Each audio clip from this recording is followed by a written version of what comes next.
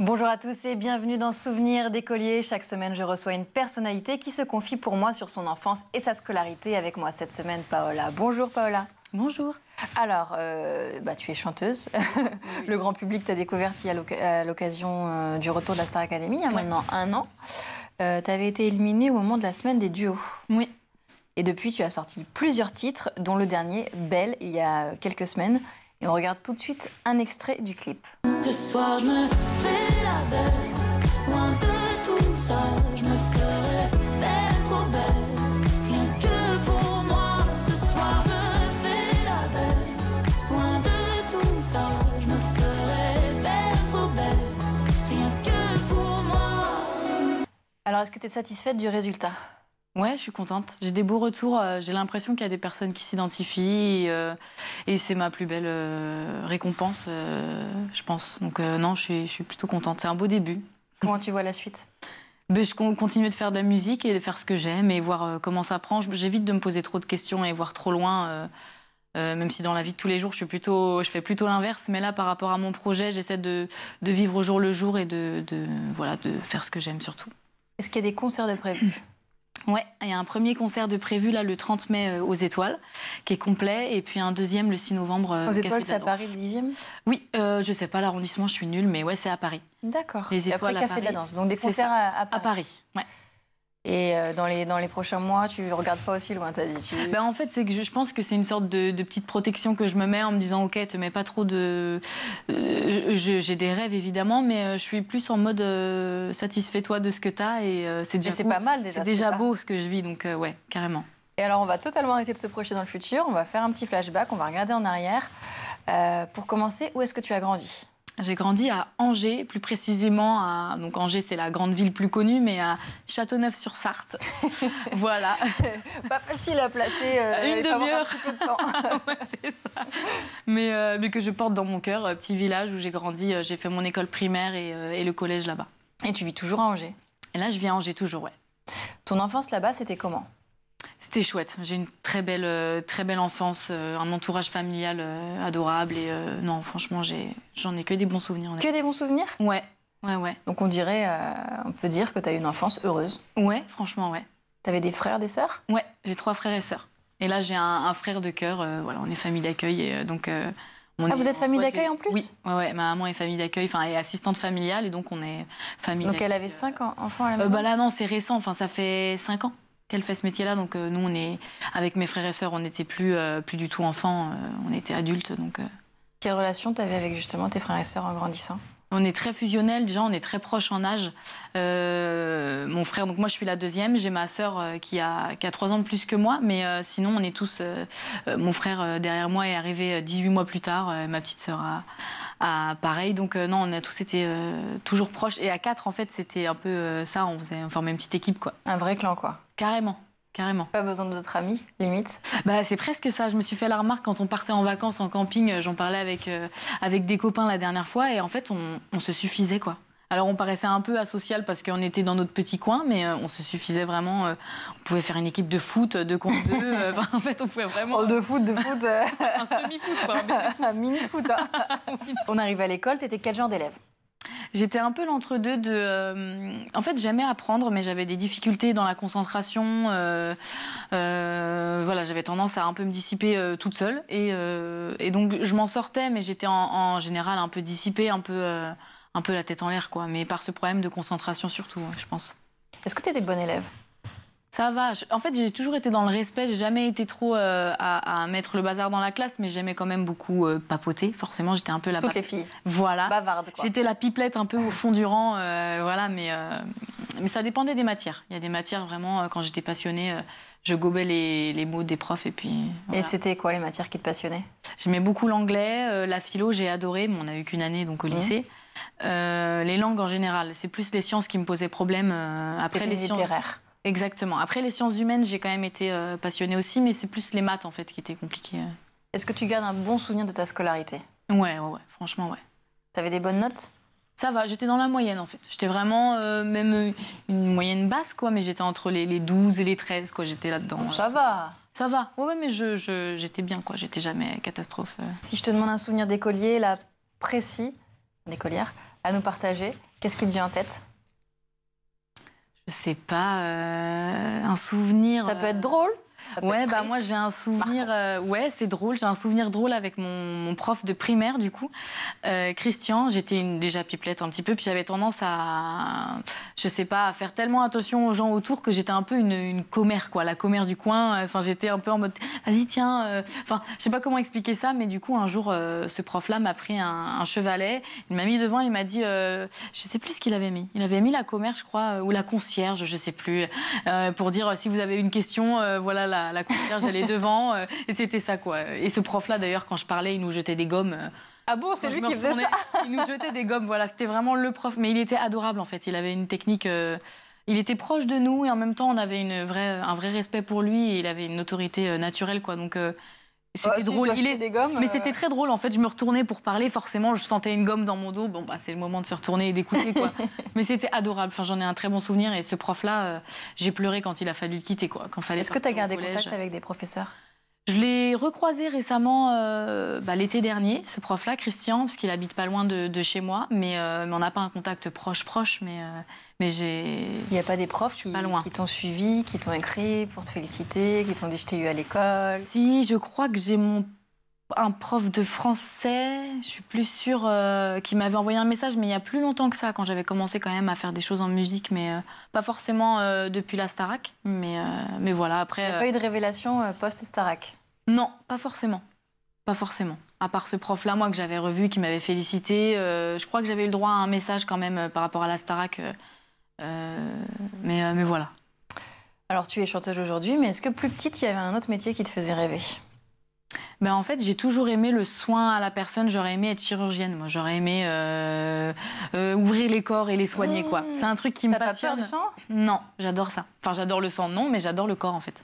Ça me fascine. Si t'aimais pas les maths ni les sciences? Mais c'est ça le problème, c'est que j'adorais les sciences humaines. J'étais bonne en biologie. J'avais des bonnes notes. Moi, j'ai fait un bac ensuite sanitaire et social et je m'en sortais là-dessus, mais c'était vraiment les maths pures et dures. J'étais nulle, quoi. Alors, t'aurais fait quoi comme métier, tu penses? Mais je pense que j'aurais été... ça, c'est un peu... ça n'aurait jamais été le cas parce que j'ai des soucis de concentration, donc je pense que j'aurais eu du mal. Mais ouais, chirurgienne, soit neurochirurgienne ou alors cardiaque, en fait, j'aurais aimé... Ah oui, on c'est est passionnant.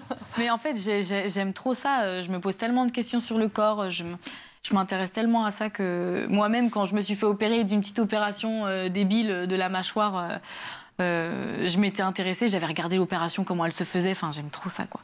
Donc c'est ça, je pense que j'aurais fait. La musique, c'est arrivé quand? Toi, ça commence comment dans ta vie? Depuis toujours, en vrai, je suis née avec ça. Ma maman avait cette passion-là aussi. Et j'ai toujours aimé faire des spectacles, chanter devant les parents. Et j'ai commencé l'école de musique à 8 ans.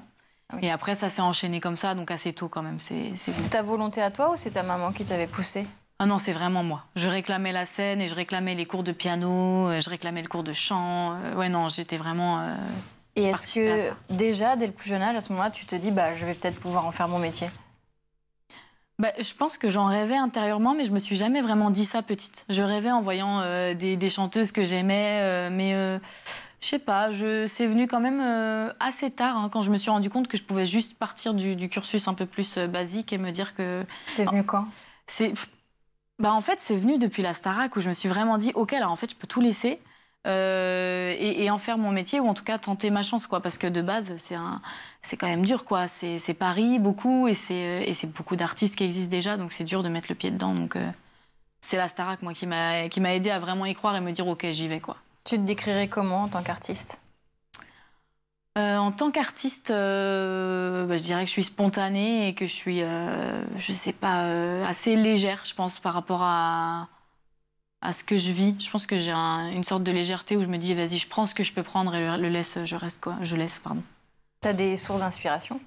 Ouais, beaucoup, la variété française. Enfin, la nature, les humains m'inspirent beaucoup. Et après, en termes d'inspiration musicale, c'est la variété française qui m'a bercé beaucoup. Quel artiste en particulier? Michel Berger, Jean-Jacques Goldman, Balavoine, France Gall, Francis Cabrel. C'est ma maman, en fait, qui nous mettait ça dans les oreilles depuis tout petit, donc la grande variété française, la pop aussi. Mais... Tu l'as dit, c'est à partir du moment où tu as fait la Star Academy que tu t'es dit je peux en faire mon métier. Donc comment ça se passe justement l'aventure pour toi? Comment déjà t'intègres l'émission? Eh ben, j'intègre l'émission en m'inscrivant en fait toute seule. J'ai fait ma petite candidature quand j'ai vu qu'il y avait ça. C'était un moment un peu sombre dans ma vie. Enfin, j'avais enchaîné des trucs pas cool et je me suis dit ok, il me faut des projets. Je suis un peu hyperactive et je me suis dit si là je reste avec ça sur les bras et je vais juste un peu m'éteindre. Donc j'ai vu ce casting-là qui était là. Je me suis inscrite et ensuite forcément tout a bougé. J'ai rencontré mon équipe suite à ça, une équipe pour d'abord faire le son, la musique vraiment en studio. Et ensuite j'ai trouvé les partenaires, le label, les éditeurs. C'est toi qui allais démarcher tout le monde Non, ils sont venus vers moi. Naturellement. Ouais, on est venu à moi pour les éditions, pour le tourneur aussi et pour le label, c'est des échanges forcément grâce à mon équipe aussi. Hein, c'est jamais du hasard total, mais ça veut dire que même si on remporte pas l'émission, il y a beaucoup de choses qui bougent quand même, quoi. Ouais, complètement. Parce que j'imagine qu'au moment où tu pars, tu te dis pas forcément que ça va suivre la voie que c'est en train de prendre aujourd'hui. Ouais, on peut pas savoir en fait. Et moi, depuis le début, je me suis pas posé de questions. Même d'ailleurs, quand je me suis inscrite, je me suis dit, j'attends même pas d'être prise. Je voulais juste qu'on me dise, vas-y, tu chantes bien. On ne veut pas forcément, mais tu chantes bien. Et en fait, ça prend forme. Mais je pense qu'il faut y aller comme ça, sans trop se poser de questions. Et derrière, c'est pas, voilà, on n'a pas forcément besoin d'une victoire pour y arriver. C'est la lumière qu'on nous donne à ce moment-là qui nous aide, je pense. C'est une émission qui a changé ta vie. Ouais, ma vie professionnelle, en tout cas, ma vie musicale, artistique, ça a changé tout ça, et forcément ma vie personnelle aussi, mais ouais, non, oui, ça. C'est vrai, qu'est-ce que ça a changé dans la vie personnelle? J'ai moins de temps, j'ai un peu moins de temps pour mes proches, un tout petit peu moins, et moi je suis très très famille, donc c'est juste ça, et en même temps, du coup, quand je retourne chez moi, c'est focus, je suis à fond auprès de ma famille, quoi, donc. Comment t'as vécu le moment où tu sors au moment des duos, donc du coup face à Carla? Comment tu vis ce moment-là? Ouais, en fait j'étais honnêtement un peu soulagée. Enfin, ah ouais? C'est bizarre de dire ça, mais je me sentais à ma place et en même temps je sentais que c'était le moment de partir. J'étais pas forcément moi là-bas, j'avais du mal avec mon image, j'ai un peu souffert de ça et j'étais soulagée de me dire ok. Avec bon, ton image, c'est-à-dire avec moi en fait, le fait d'être filmée, de me voir dans les retours caméra, de me dire qu'on allait me voir, en fait. Je voulais faire de la musique, mais presque, je me suis rendu compte que j'aurais voulu le faire sans être visible, en fait. C'est impossible, c'est très bizarre, hein, mais c'est ce côté-là de ce métier où c'est un travail un peu de longue haleine, mais d'accepter que je vends pas que ma musique, je vends aussi un peu de l'image et accepter d'être filmée. Et donc, en fait, quand je suis sortie, je me suis dit, ok, c'est dommage, t'as pas tout fait, t'as pas fini, t'as peut-être pas tout montré, mais j'étais contente de retrouver ma famille et j'avais l'impression d'être partie de moi, quoi. Donc, je pense que j'avais pas de regrets. Je me suis dit, si ça s'est fait comme ça, c'est que ça devait. J'ai un peu la croyance, cette croyance-là de me dire, c'est le destin, quoi. Ça s'est fait comme ça. Est-ce que c'était difficile de pas prendre la grosse tête? Non, en fait, j'ai l'impression que non, parce que j'ai un entourage qui fait que j'ai déjà moi le tempérament un peu avec les pieds sur terre et puis j'avais l'impression de rien avoir fait. C'est l'inverse, en fait. On m'arrêtait dans la rue, me disait bravo. Et moi, je me disais, mais en fait, j'ai rien fait, les gars. Vous me dites bravo, mais j'ai fait des reprises à la télé, c'est du courage. Mais pour moi, le vrai travail, c'est de faire des chansons et de y arriver, quoi. Donc, je comprenais même pas trop pourquoi. Donc, Et j'ai l'impression que vous êtes encore tous en contact. Oui, on est pas mal en contact. On a un petit groupe WhatsApp. Forcément, on n'est pas tous les 13 à se voir tous les jours, mais on a notre groupe, on échange. Quand il y a des petits événements, on est un peu tous regroupés. Non, c'est sympa. C'est beau, je trouve. Forcément, ouais. On a vécu un truc. Ouais, mais c'est pas systématique. Ouais, non, c'est sûr, mais je pense qu'on a vécu un truc qu'on n'oubliera jamais et qu'on a ça en commun, en fait. Donc c'est à vie, quoi. Si tu veux bien, on va attaquer la dernière partie de l'émission, donc celle qui est vraiment consacrée à l'école. Selon toi, qu'est-ce qu'il faut changer, améliorer dans l'école française? Bon, je suis un peu personne pour dire ça, mais je pense que l'éducation sur la santé mentale, même si ça évolue quand même pas mal, je pense que ça pourrait évoluer encore plus. Ça pourrait être dans les programmes, en fait, tout simplement. Et je ne sais pas si ça l'est déjà vraiment, mais ça, et puis pousser encore plus la connaissance du corps, peut-être juste parce qu'en fait, je me rends compte que, OK, il y a ma passion pour le corps, et en même temps, je me rends compte qu'on ne nous apprend pas assez. Pas du tout. On ne nous apprend pas, voilà, ton corps, il y a trop de tabous, il y a trop de choses comme ça sur le corps. Malheureusement, après, quand on peut être confronté à la maladie d'un proche ou d'autres personnes, on se rend compte à quel point on ne connaît pas du tout notre corps, quoi. Exactement, donc ça serait ça, je dirais. Voilà. L'école de demain, tu la vois comment? Je la vois, j'espère, encore plus évoluée, peut-être plus moderne, même dans ce rapport au harcèlement. Et voilà, je dirais Qu'est-ce qu'il faudrait changer? dans le rapport au harcèlement? Parce que justement, c'est un des gros sujets. Ouais. Bah, déjà, je pense que les écrans, c'est un problème. Après, ça part pas de l'école, donc c'est compliqué. Encore plus d'interventions là-dessus, peut-être dans les écoles, encore plus au quotidien attention, ça existe, attention, ça ne se fait pas. On le dit déjà, mais peut-être insister, je sais pas par quel moyen. Est-ce que toi, le harcèlement, c'est quelque chose que tu as pu subir dès lors qu'on est exposé, qu'on est sur les réseaux? Est-ce que c'est quelque chose que tu as ressenti? Je l'ai vécu sur les réseaux. Ouais, je l'ai vécu, pas à l'école, mais ensuite, après la Starac, je l'ai vécu. Et c'est un truc qui m'a un peu mise à terre sur le coup. C'est violent de se prendre des remarques. Qu'est-ce que tu as vécu? Qu'est-ce qui s'est passé? Comme tous, je pense, quand on est sorti de la Starac, des critiques sur notre apparence, sur le physique pur, alors? Beaucoup, sur la personnalité aussi, parce que les gens voient de nous des extraits. Et après, ils en font un petit concentré de « vas-y, je la connais ». Et en fait, c'est d'une violence inouïe. Moi, ça m'a surtout ça, les critiques sur mon physique. Je me suffisais déjà moi-même pour me critiquer toute seule. Donc, je pense que c'était pas le pire, c'est plus la personnalité. J'ai l'impression qu'on m'avait volé ma personnalité, quoi. Qu'est-ce qu'on te reprochait? D'être peut-être dure avec les autres. En fait, moi, j'avais l'impression d'être, et je pense que je suis comme ça, mais d'être bienveillante et de faire énormément attention aux autres et de pas. En tout cas, la bienveillance, c'est vraiment ma ligne que j'essaie de suivre tous les jours. Et ils nous ont vus au château où parfois on n'est pas d'accord avec un tel, ou c'est des détails en fait, et c'est forcément monté d'une manière où moi, je me suis présentée comme quelqu'un d'honnête, et je pense que derrière, c'est ressorti comme ça, un peu comme la bête noire. Et c'était d'une violence, je me suis dit, mais trop bizarre, quoi, je sais plus qui je suis. Ça t'a fait douter de qui tu étais? Ah ouais, complètement. Alors que tous les jours, moi, je prends soin des gens, j'ai fait un métier là-dedans où je prenais soin des autres. Enfin, j'ai vraiment, je sais pas, ça m'a. En fait, c'est hyper perturbant, on sait plus, on bug, le cerveau bug, en fait. Et tu leur répondais? Non, j'essayais de pas répondre. J'avais envie de dire, mais vous avez rien vu de moi. Après, il n'y a pas eu.